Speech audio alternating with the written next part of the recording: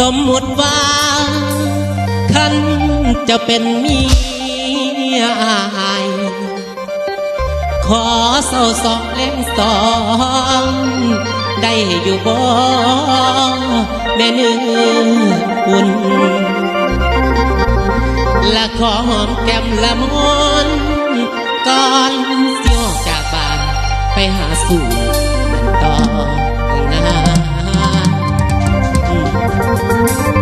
ยามเมื่อแลงบัดกลับมาหอดบ้านน้อง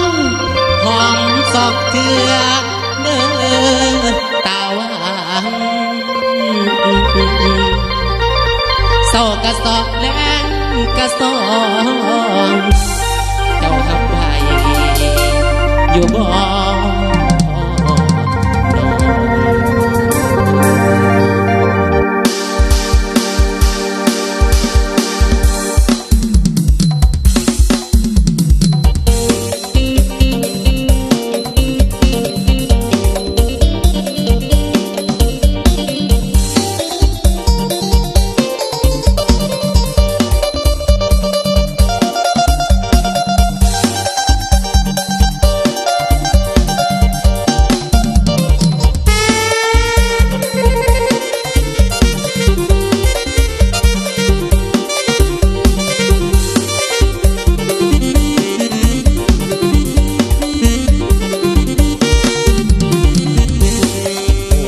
นอนาง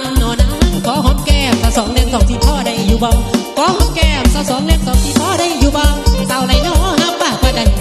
ว่าใดสิขอน้องแต่งงานบ่ต้องยันเรื่องเงินเด้อสาวบ่ต้องยันเรื่องเงินเด้อสาวขอสาวสองเล่นสองที่ขอหอมแก้มแม่เมียเจ้าผู้สาวแก้มเปิ้น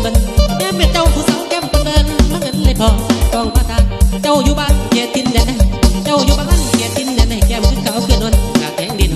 ใจใส่ห้องยักเป็นผัวกอดกันใจใส่ห้องยักเป็นผัวกอดกันขั้นบนได้เป็นผู้น้องที่หอมแก้มสู้เตือ